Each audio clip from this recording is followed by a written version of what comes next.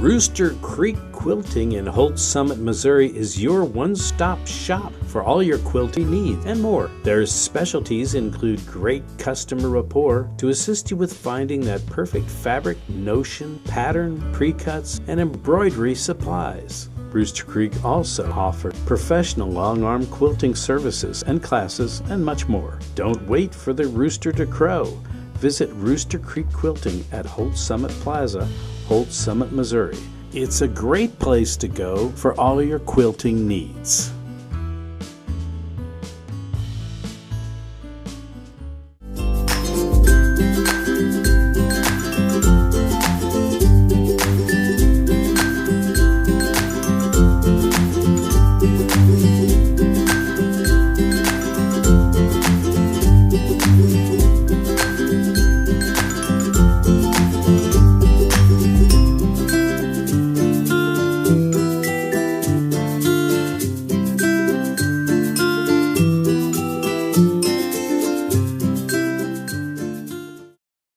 Welcome to JCTV's Quilting Inside and Out, where you get the scoop on the world of quilting. We're coming to you from Jefferson City, Missouri, sponsored by Rooster Creek Company of Holts Summit, Missouri. Today is May 2nd, 2018, and we're finally into the spring temperatures. As you've heard me for the last few months complain about those chilly temperatures, so we're really enjoying it here in the capital city and the surrounding area. I'm your host, Rick Jey, and I have a great show ahead of us today here on Quilting Inside and Out. Two great guests who have some great information and experiences to share with you. A lot of history will be discussed today in the world of quilting. In the first half hour, as a promo of the show, we meet Miss Violet Vi of Stover, Missouri. And in the second half hour, we meet Miss Carol Young of Jefferson City, Missouri. Both will be sharing their quilting experiences for you and hope to inspire you along the way with the thoughts and those shared experiences. So if you will now, turn with me and welcome Miss Violet, known as Vi, Dale of Stover, Missouri. It's great to have you here as a guest on Quilting Inside and Out. Rick, thank you for inviting me, and I want to say a special thank you for Rooster Creek. It's an awesome program. Thank you for sponsoring that. Well, thank you. We appreciate that, as they say in Missouri. Well, Vi, if I may call you by your first Certainly. name, I've known Vi for 9 years since I retired in Missouri from Arizona. So I'd like to say greetings, Vi. And please tell us a little bit about you and those highlights of your life that best describe Miss Violet Dale. Oh my goodness. Well, I was born in the small town of Stover, Missouri, raised on a farm, and graduated from high school. And you know, in a small town, your goal is get out of town, want to go to the big cities and live there because it's so much more exciting than a small town. Yes. So I went to college at College of the Ozarks in Point Lookout, Missouri. Its nickname was called Hard Work U because we had a job on the campus. So when we graduated, we didn't owe any loans. Oh, what a program. That was awesome. Oh, super. So then I did live in the cities. I married and had children and had enough of that city life. And when that opportunity came around that there was a teaching position open in good old Stover, we moved back home. I see. And what city did you teach in? Stover. Oh, Stover. Well, Stover. Oh, you came back to teach. I understand. Yep. Now, the city you spoke of, you left Stover. Dallas. Dallas. We lived in Dallas and Springfield, Kansas City, Belton. So we moved quite often. So when this opportunity came back around, I said, okay, we'll do that. Excellent, excellent. That's quite a history in itself. Now, do you have some special shout-outs to the family? Oh, my goodness. My two sisters, we're like the Three Musketeers. Our husbands used to always to tease us, if we all stood together, you better watch out because lightning just might get us all at one time. Oh, I see. And your husband, your late husband, I just really... such a pleasure knowing him. He was a treasure. Oh, he was a treasure. That's well put. And I have to say hi to my children and my 7 grandsons. Oh my. Still hoping for a granddaughter, you know. Yes, 7. And would you like to say by name or Thank you. There's Jay and Chase and Cam, Colton and Jarrett, Braden and Clayton, which are the last two, and they're two little twin boys. They're about a year and 3 months old, so they're pretty exciting. That is quite an awesome blessing in itself. It is. That's really nice. Now, level of education, did you reach a bachelor's? The bachelor's was down at School of the Ozarks, College of the School of the Ozarks, and then I went back when I started teaching, and I received my master's in business education in Warrensburg. I see. Again, close to home, I guess. Yes, definitely. Oh, super. Well, you come very well established, I guess you would say, with credentials of education. And Thank you. I can see with your energies that we're going to talk about. Some of you folks may recognize Vi, but we're going to save that for the second half.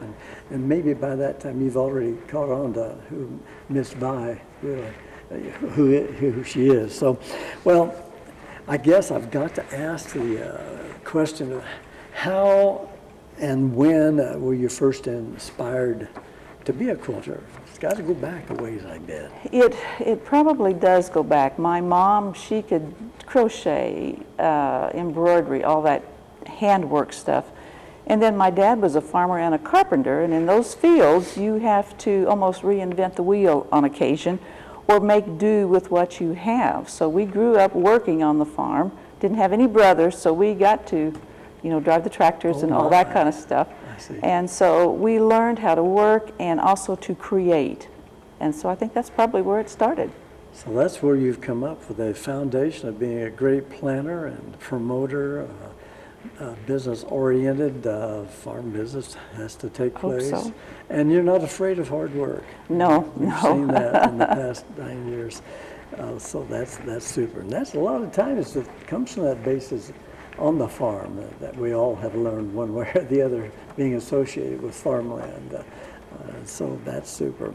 Well, knowing Vi, as many in mid-Missouri and neighboring states do, it is easy really to understand what inspires Vi to continue her love of quilting. Vi, can you share with us those items of interest that continue to inspire you in your world of quilting? Well, in Stover, even though it's a small town, we don't even have a stoplight, but that's okay. We have a lot of quilting history in our little area. As for myself, I have Stover Quality Quilting. It originated in 1942 by Lily Williams, and so then I bought it in 1994, so I've had it several years, and I have learned a lot and enjoyed it. So that makes us 75 years of machine quilting, which is kind of unusual. Some people think that, the new era of machine quilting is brand new. Computerized. Yes, it's really not. It's been around for over 75 years. And Stover Quality Quilting has been there since that period of time. Now, you're wanting to share with us a little bit about your swing arm technique as we know it. I have learned to know it within the programs and witnessed it. So you might, I think we've got a little clip that we can insert as you're describing it. Okay. So go ahead and tell us a little bit about swing arm technique. Well, the frame, you have to have the frame to pin in the quilt, so that decreases the chances of getting any wrinkles in your batting or your lining, so that your top is tight. Stretched and tight. Stretched. And so our frame actually hangs from little bitty chains that run on a rail in the ceiling. It's kind of unusual. Way back when, we have upgraded. Originally, it was like a number 1 wire, a big heavy wire, so that's truly swinging that frame. So now ours is stationary, and it runs on a rail. But still, the dog feet are dropped on these old Singer industrial machines. They're stationary, and our quilters actually use their hands then to swing that whole frame to create the patterns, because those machines, they don't have a laser, they don't have a computer, they're not even stitch regulated. So it's kind of like driving a stick car. You have to be coordinated enough to do all of those things, and then know where you are on your patterns. And keep within the lines. Right. Right. Now, those patterns you're speaking of, a lot of the times now we see with the long arm machines, computerized. As your workers, your talented workers, these are in their minds? They are in their minds. They're given permission, maybe, or license to develop those patterns as they go along? Well, actually, we have about 16 different, what we call all-over patterns. They're edge to edge. And then some of the girls, they do all of them. Some will just do 1 or 2 or 4 or 5 of those different types of patterns. But yes, it's all right up here. And even if they do the same pattern, I can tell who quilted it because it's just a little different. So my greatest fear was always, oh my goodness, what if they break an arm? You know, going home or whatever they're doing, so that quilt would still be in the frame. Now, would you like to give recognition to those quilters? I know they do a fantastic job on my visit. Would you like to point them out in the program? We do. Kenda Bauer is my quilter that quilts right there in the shop, and she'll be on the photos. I also have Judy Harris that quilts in her home for us. She quilted in the shop, and then as her children were young, she moved out there, so she comes up and picks up her workload and quilts it, brings it back. Excellent quilters, both ladies. And we have another lady, Connie Kleinschmidt. She also works on the computerized machine. So we have that technology now, and it just opens up endless possibilities of combinations of things that we do. So you've more or less had to come up to modern times, as they used to say on the farm. And not only has it been a sort of a blessing to step on up, but it has opened up a new library. Absolutely, absolutely. We've had some of our other quilters that have retired. One of my gals, Elaine Merritt, she had over 50 years in quilting, so she deserves, she's going to do some traveling. Dorothy Massengill was another gal that retired recently. So that was our sign to step up into the new world. I also have 2 other ladies that work in the quilt shop. They are the ones that fix things before the quilt tops go to the quilters, and that's Linda Griffing and Mary Grother. So, and then they also run the retail part of it. Oh, excellent. Now, are you able to invite people in to the Yes, shop? we do. We have what we call... By phone call? Oh, no, if they just walk in, just happen to see an advertisement, and just come on in, and we will show them how we still do that swing line quilting. And it's amazing. They are very enthralled with the whole thing. I enjoyed it so much, I was actually shocked in a sense. Now, you ship quilts internationally. We do. There are 2 quilt shops in Israel that we ship to. Normally their quilts are kind of small because shipping is rather expensive. So, but we do. It's amazing to see the different fabrics, the different techniques that they use. Right, yeah, that's something else. Now, before we go to break, if you can, you're associated with what is called Ozark Quilting Trail. Can you give us a brief description of that and the amount of time that you want to take? Okay, all right. I am a co-owner with Columbia Sewing Center. They and myself, we've created the Ozark Quilting Trail. It's an event, about a 4-month event, that entices people, customers, quilters, to visit some of these shops that are not well known. They're maybe kind of hidden off the road just a little bit. Yes. Our shop is one of them. I tell people that if they hit gravel road, they've gone too far. They need to come back and turn around. So it gives the quilters a very unique experience to visit some of these shops that you don't normally hear about. Super. I think that's a great program. As you know, I travel quite a bit around the state and get to meet a lot of people in the small shops. I was down at a new shop down in Willow Springs this last week and stepping into their arena somewhat and meeting new people. Well, Vi, we've got a little bit more to talk about. We want to talk about your quilt guild and more, but we're going to take a break. So stay with us. We'll find out what more surprises that Miss Violet Dale Vi has for us right after the break. Stay with us. So here are the keys. Congratulations, it's officially yours. I'm sure you'll have many happy years here. Except for you, because you'll be gone 3 years from now, struck down by the same disease that got your father. So you won't be around for them. And sadly, it could have been detected early with a simple test, but you didn't have it. Okay, who wants to check out the backyard? For a list of tests every man should have, go to ahrq.gov.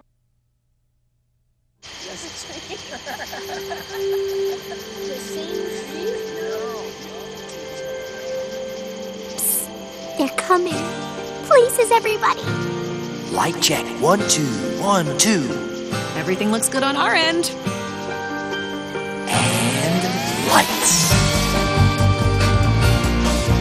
Come alive with the forest. Visit discovertheforest.org to find a forest near you.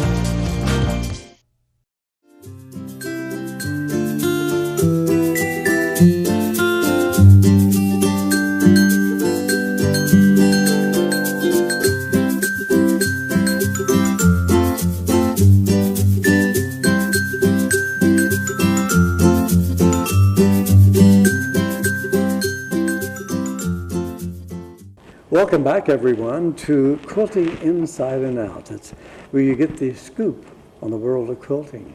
I continue with our special guest, Miss Vi Dale, who is out of Stover, Missouri, and is with us today to share her world of quilting, which involves a great example of how one can become 110% involved in the world of quilting.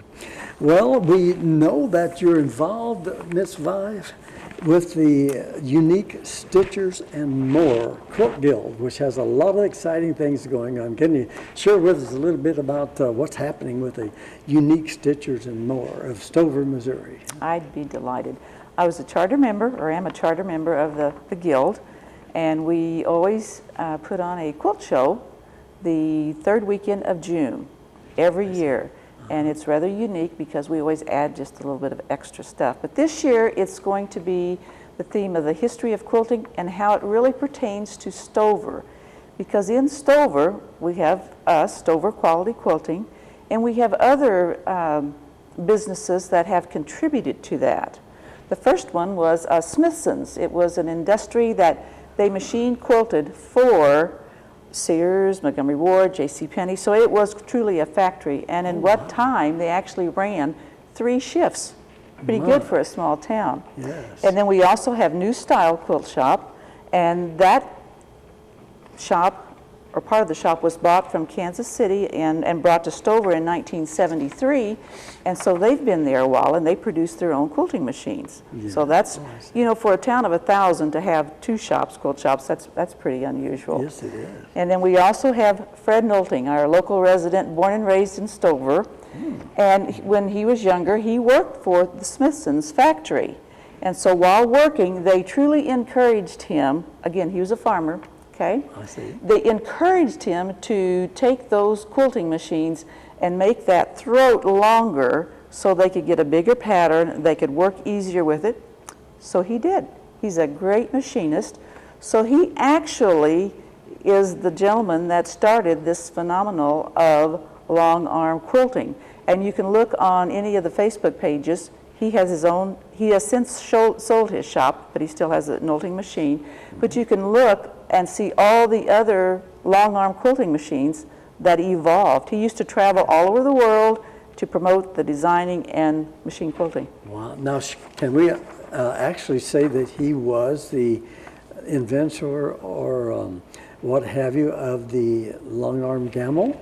He was associated with it, but this all transpired him working in Smithson, so that he had a lot of experience. So he did have quite an impact on the long arm machines, all of them. My research tells me that he has his own machine that under his name. Can you give us that name? Well, it was Nolting's Quilting Company, and so his machines were called Nolting's.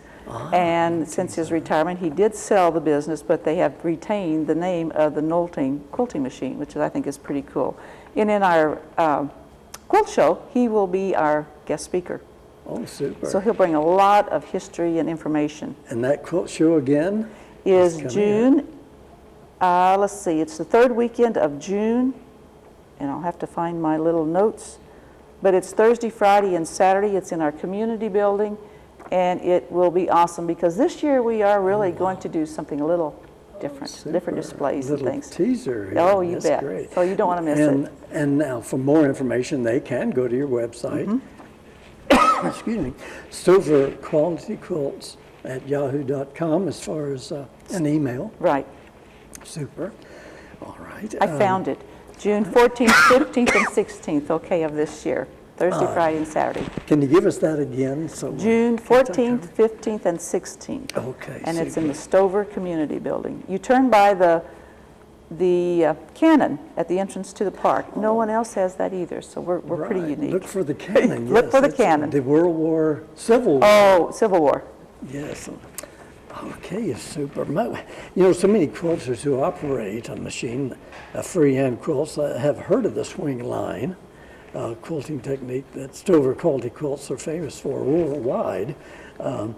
The gathering, I guess, will be a great experience. Now, can you tell us about the gathering? That's something different. Well, about 14 years ago, a good friend of mine, Judy Harms, that's also in our guild, and who also has quilts in the Library of Congress. So that's pretty special. Yes. We decided that we need to just kind of stir the pot a little bit, and we ask a lot of different quilt shops to come and vend. It's not a quilt show, it's truly a vendor's mall. So when people come, they come prepared to buy the newest and the latest products that all these vendors have. We have about 25 to 30 vendors. We do it twice a year. It's always the first weekend of April and the first weekend of November. It's a great event. Yes. And if you're into the world of quilting, you've heard about the gathering. It's a fantastic display of talent, and it's just really great. It is. A great experience in itself. Now, I want to get into specifics. I always talk about different people, especially our new beginners in the art of quilting, and trying to define themselves. And we found that there's like 6 different nouns that can identify a quilter, a piecer, one that doesn't iron, or one that does iron, so forth. And then also we have one that does it all as a quilter, noun, and then we have, like we were talking about, someone that does the actual quilting machine, hand quilting, hand stitch quilting, what have you. So how would you define Miss Vi? Oh gosh, I'm a good starter. I started piecing and I started quilting and I started this, but I have found what my little niche is will be the designing part. We have customers that come in with their grandmother's old blocks, and they want to save them. They want to keep them as an heirloom. Well, we may only receive 4 or 5, and they would like to have a pretty good sized quilt out of that. So it's a challenge, so I like that. I don't quilt, I don't machine quilt, but I can tell if it's not right. Yes. So then that works too. Piecing, small projects, I think I would like to do that, but time doesn't allow me to do that. But it's really truly, Kinda, my quilter that's in the shop, doesn't piece anything at all. Yes. Doesn't sew, she quilts. So she's a quilter And she in loves the it. verb sense. Now you've brought a piece with you, and we're going to bring it up here to just in front of I, and then we'll go ahead and take a camera shot of it a little bit later. You'll hold it up a little bit. Okay. Or I can hold it up over here, and then we'll take a good camera shot of it later. But isn't that beautiful, the piecework, what have you? You'll notice that it's not finished, and the prairie points on the edge are always a challenge for people to put in, and so we put them on a different way. I see. And it actually, you put just a small bias binding on the back side and whip it down so it matches the back, and you never notice. Used to, you would have to stick everything inside there and hold it all together.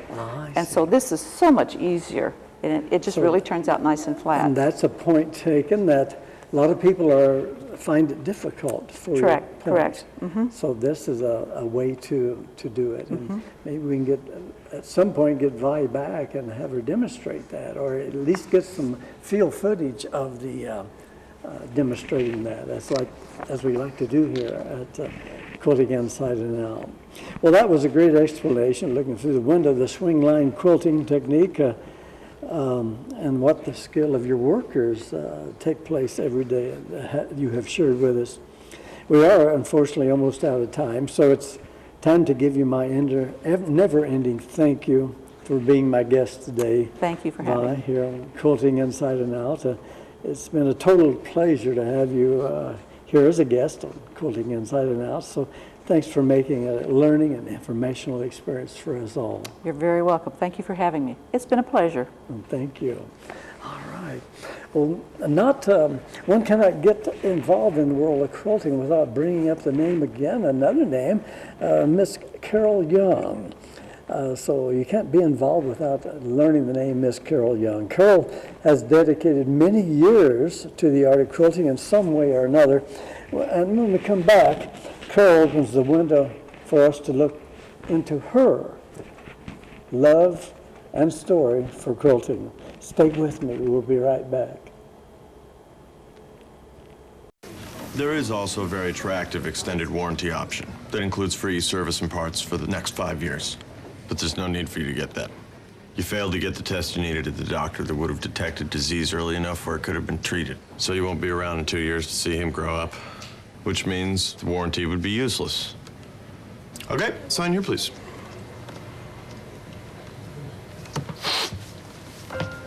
For a list of tests every man should have, go to ahrq.gov.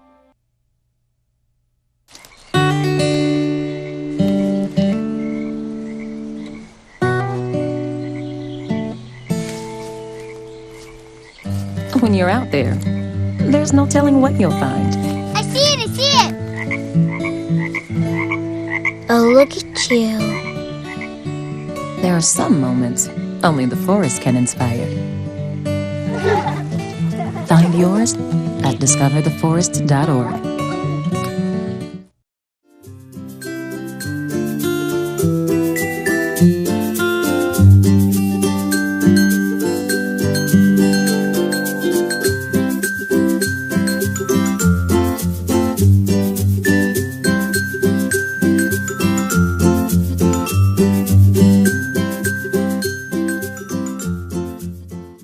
Welcome back to Quilting Inside and Out. My second guest today, May 2nd, here in the capital city of Jefferson City, Missouri, at JCTV. Our sponsor is Rooster Creek Company out of the Holts Summit, Missouri. Thanks to Teresa and Mike Kuno. So continuing now, as promised, as I said before, you can't know the world of quilting without getting to know a young lady that's with us now, Miss Carol Young, out of Jefferson City, Missouri. Welcome to Quilting Inside and Out, Ms. Young. I'm happy to be here. Thank you. Yes, ma'am. And we here at Quilting Inside and Out feel very fortunate to have you with us and have you share with us in more detail your experience with quilting. I might point out that we just taped a program with the Runge the Runge Conservation and Nature Center in Jeff City, with a lot of special things going on there. And Miss Carol is also a volunteer at the Runge Center. So she's in uniform today, coming off the job, enjoying the bird hunt or sightings this morning, what have you, taking place at the Runge. So again, I welcome you in uniform, Miss Carol. Thanks for being here so much. If I may call you by your first name. Of course. Well, can you share with us now the highlights and the origin of your life that really has brought together a great person to know, Carol Young? I was born in Springfield and raised there entirely, and went to school at SMS. Oh, my, yes. Not anymore, a much larger school. So I graduated there with a home economics degree. Oh, I see. So, you know, my love of home skills goes way back. I can see that, yes. And then in 1993, my husband and I had an opportunity to move to Jefferson City. And in 1993, you may remember, there were a few more momentous moments in the Jefferson City. I can One, imagine. the flood. The flood. The flood. And so moving up here, we thought, what are we getting into? And my friends called, are you flooded out? Are you flooded out? But we live on the top of a hill, so it didn't quite get us. Yes. So I began. Oh, sorry. Go ahead. Not as bad as the fire of the, 1895, I believe it was. Okay, Wasn't before it? my time. Before your time. But yes, so I'm glad you survived the flood. I'm sorry for interrupting. Go ahead. No, that's quite fine. Then the other thing that happened that year was Runge Nature Center opened in 1993. And so I began taking classes there, was real interested in the nature, wild animals, the native plants. So I also joined Native Plant Society. And that was an eye-opener. Before that, I really had not paid much attention to native plants. But now that we have 12 acres, I was eagerly going over the land trying to see what natives that I had. So continued to be interested in nature. Yes. Then in 2009, my husband and I decided we'd like to be volunteers at Runge. So we did, we applied for that and were accepted. And so I continued there with, and now one of my favorite things that at Runge is the quilting program. Excellent, and we're going to talk more about that later on in the program. So yes, it's just really neat that, as we said back in the 60s, that have you associated with quilting and as part of the Runge Center, which we're all learning to know more and better. So thanks for sharing that. Now, do you have any shout outs you'd like to give at this point to the husband or the grandchildren, the family? This is a great time. Well, I have a wonderful husband, and he has embellished my life in many ways. Excellent. We've done a lot of traveling and been to most of the national parks. Wow. And so we like to do that and camping. And it all fits in with being nature-oriented. Awesome. And so my two daughters, I have one in Denver, and the other one is married in Kansas City, and two grandchildren. Oh, excellent. Blessed on that also. I am. Yes, my. Well, now let's get down to the nitty-gritty again. Back in the 60 term, when and how were you first inspired to become a quilter, and what continues your interest in quilting? Okay. You said back in the 60s and 70s, and that is so right. I remember going to my grandmother's house for one Christmas, and after the dinner was cleared, dinner table, she brought out the quilt frame. And we all quilted, and it was such a lovely experience. Yes. I just really enjoyed the camaraderie of it, and we sat there and chatted and quilted on a quilt that she had started. And so that was really where I was first introduced to it. And you say quilting, were you tying, the tying on the quilt? She had already sewed the backing to it and she had the batting? She had the quilt sandwich made. Okay. And she had already started quilting it where you roll up one side when it's finished and you open up the side that isn't finished. And so we were actually doing the stitching in and out, in and out. Yes. And she taught me about trying to make small, even stitches, which is a skill that takes practice. Yes, I can imagine. And I didn't really start my own quilt until years later, after my daughters were born. But I had fabrics from the 60s and 70s. Remember orange, which I think is coming back now, but at the time, orange and yellow. And it was called Grandmother's Flower Garden. Oh, super. And it was before the time of rotary cutters. Everything was cut out one piece at a time. So I had my little hexagon, a cardboard outline, and I cut out numerous Hexagons, and then stitched them together. So that was really the old times. Yes, Things have changed. a great story. A lot of much. A lot of people just do not consider that. Nowadays, although we're getting back to like the young lady Bettina Havig does everything the old style. She claims to be a traditional, everything stitched by hand, quilted by hand. So you may have met Bettina along the way. Well, what basically continues to inspire you in this, your love of quilting? Well, now that I'm associated with Runge, it has just opened up my world. I was sort of self-trained, and working with the other quilters, and especially Donna Wackham was the senior secretary at Runge, only retired just a month ago, but she is also an excellent quilter, and so she has done for the past 6 years all the designs for our quilt blocks. Excellent. I have had the pleasure of meeting Donna in the past there at Runge. That's definitely inspiration, and we're going to talk about that specifically here in a moment. Now, as we describe in most shows, people do. We try to define you as a noun in 5 or 6 different categories, or as a verb, quilter. And as explained in the programs, a noun can be a piecer, stitcher, one that puts the batting and the bottom to make the sandwich, and then there's those that do the hand stitching, or then that would become a verb. So how would you define your active part in the definition of a quilter? Well, for myself, I do start to finish.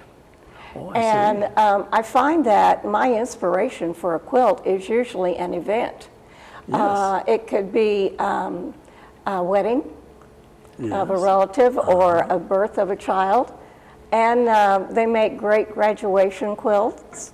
And so I usually have that for my inspiration, and I think about, what would be appropriate for that occasion. Oh, super, yes. And so that's kind of the way I start, and I like to do it from the beginning.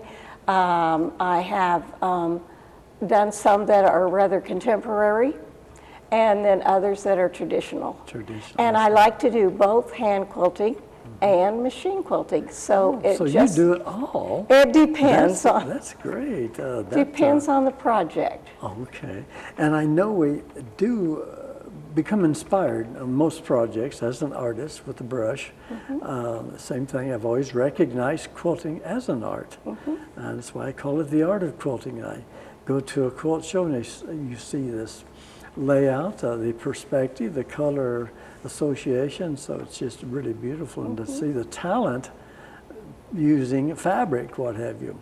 And now we have quilt art that comes into the picture, using not only nature but also fabric. So thanks for that explanation. Well, we all have our favorites, and sometimes we surprise ourselves. So do you have a favorite that really brings to mind a great emotional experience that you've shared? I know receiving a Quilt of Valor a year ago, June 20th of 2017, has a special meaning to me, that quilt, on my bed every day. So I'm sure you might have one that you... I have a couple that I really like. The one that we made the year that our theme was, lost my place. Okay, go ahead. Our theme was the prairie habitat. And for the prairie habitat at Runge, we kind of first focused on the reason for fire in the prairie, how it maintains the prairie habitat, it keeps the trees out, and kind of a historical look at the prairie. And so some of the blocks that we had there would be sunflower, and the first one that we did was the bison. This was the first block that Donna had done for us, and if you can imagine a 12 by 12 block, and she had over 100 pieces in that block. that had to be stitched together. Fantastic. To make that, oh, it is beautiful. And I think we do have a picture of that quilt and maybe an example. So that was one, I guess my favorite one. And I was so excited about doing one of the programs we share doing the presentations. Yes. And the one that I did was on the Prairie Fire. Oh, well, super. And so I decided I would do a little play. So I pretended I was on the prairie. I borrowed a little bonnet and did a little program about how the fire had come so close to our house and how we put it out. And so it kind of took us back into the history of the pioneers. Now we have a little history going on with the quilting, tied in with the runge and the nature of things, not only on the prairie, but what's happening at the nature center.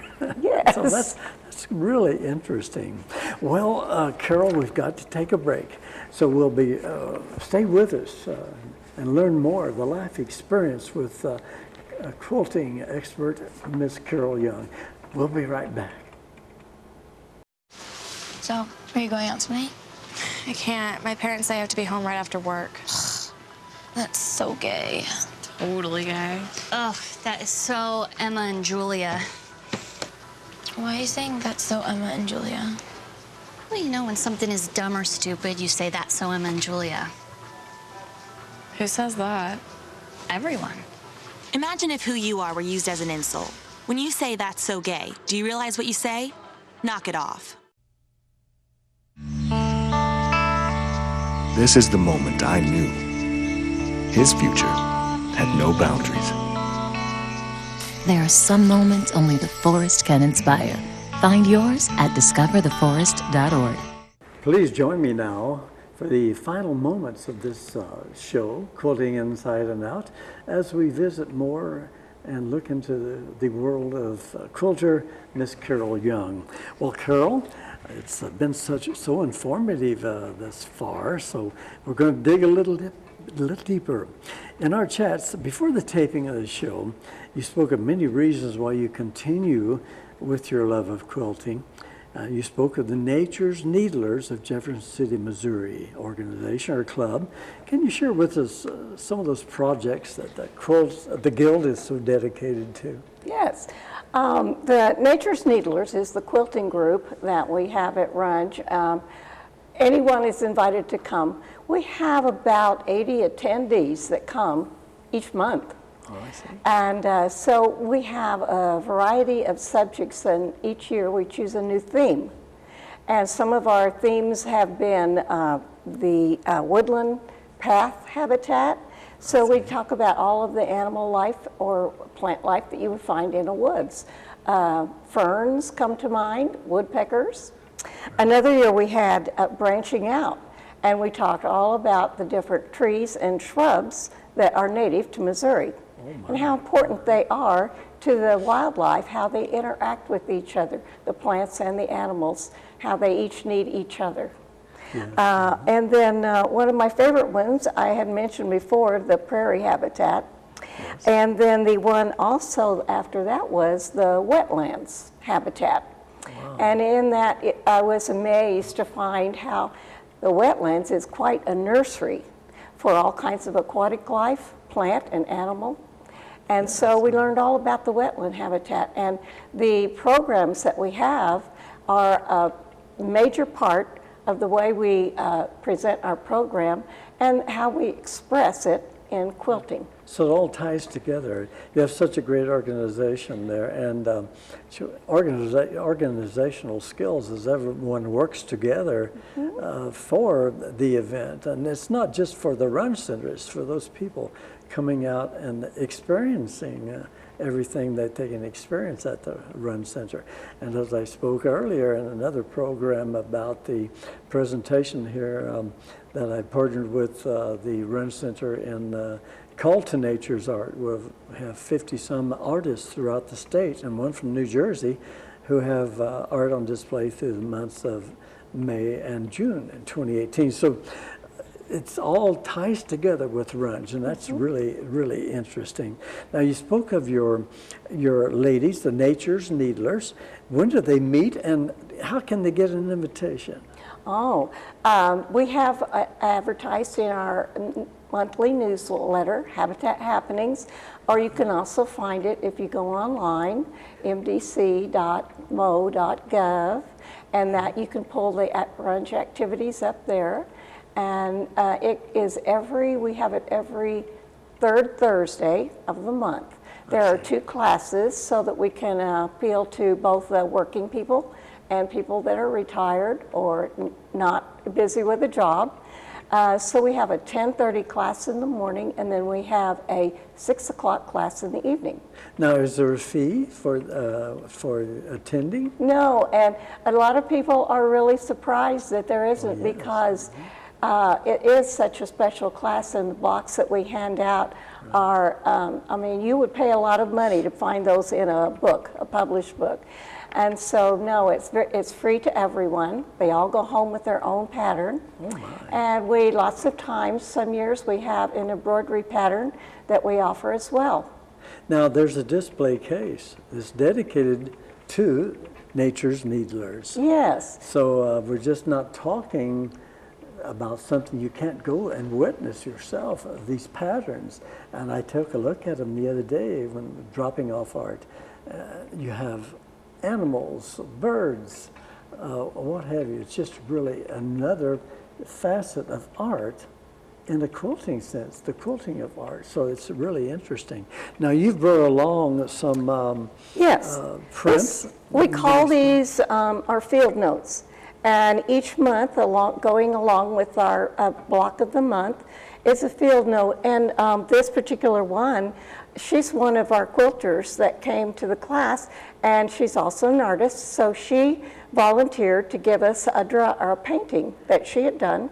And so that's the front of our page. And then on the back, always, we have special facts that are about that particular subject. So they can put these in a notebook and keep them from year to year, and that's the way they can kind of remember what their classes were like. I believe that looks like some of Cheryl Barbero's work. Was that correct? Yes, Cheryl did those. Cheryl did excellent. And other times we get one off of the internet, and so we have this one from,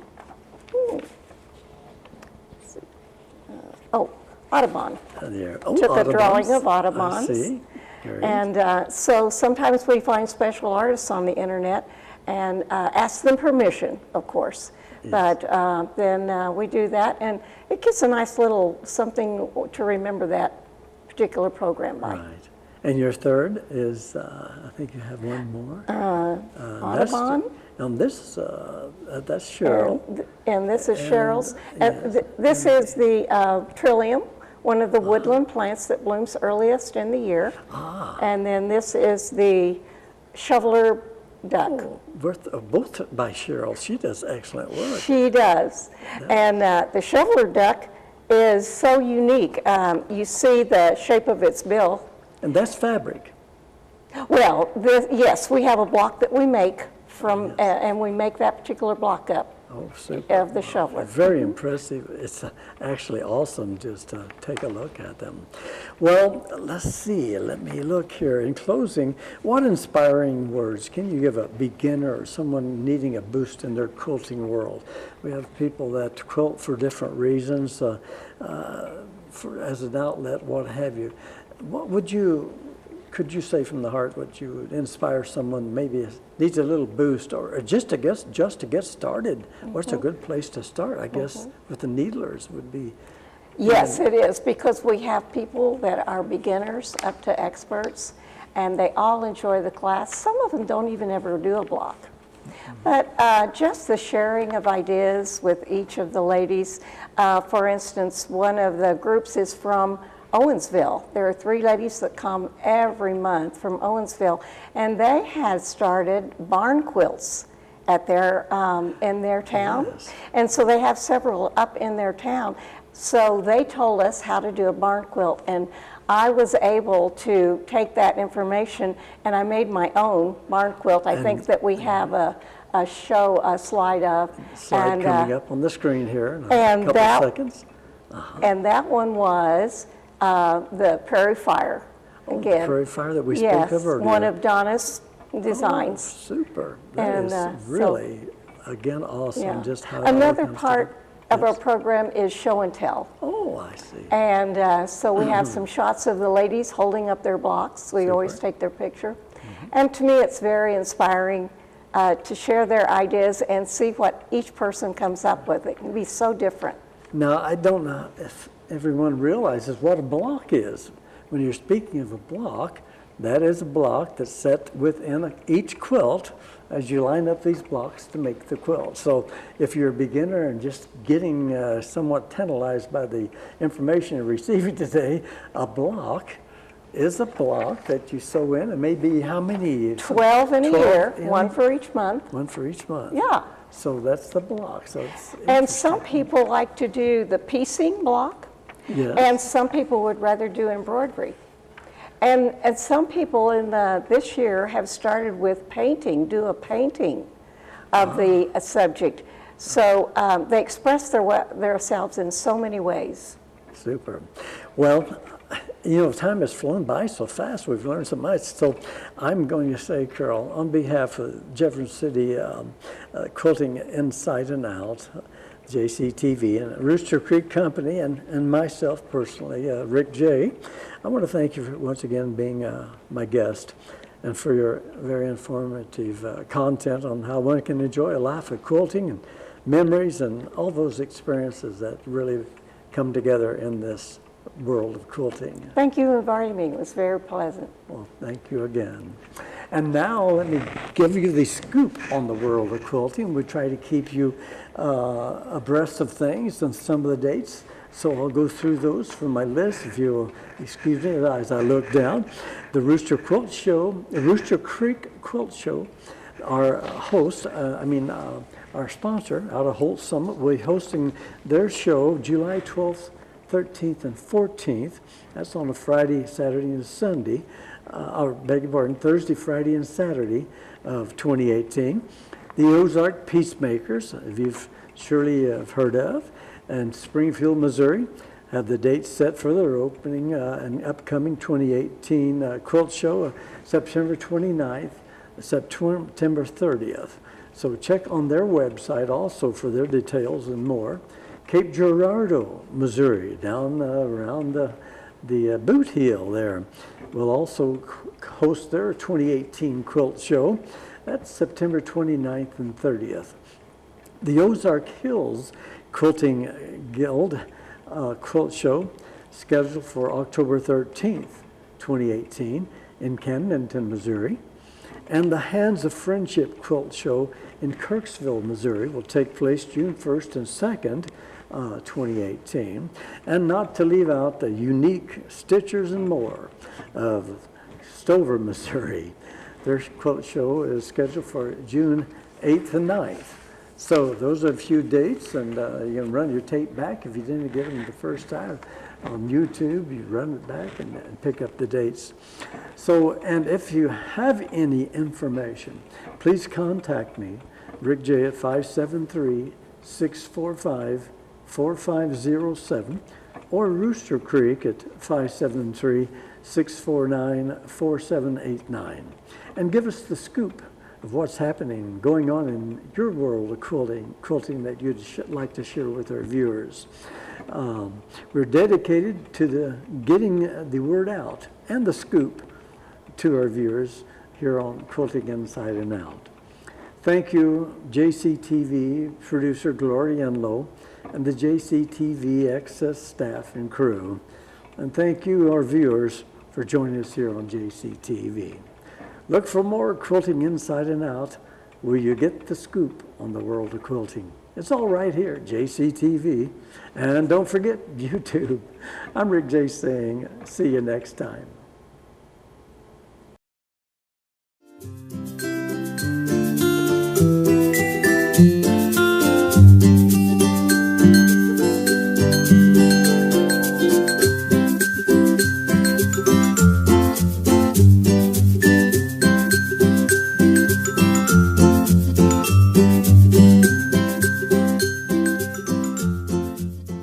Rooster Creek Quilting in Holts Summit, Missouri is your one-stop shop for all your quilting needs and more. Their specialties include great customer rapport to assist you with finding that perfect fabric, notion, pattern, pre-cuts, and embroidery supplies. Rooster Creek also offers professional long-arm quilting services and classes and much more. Don't wait for the rooster to crow.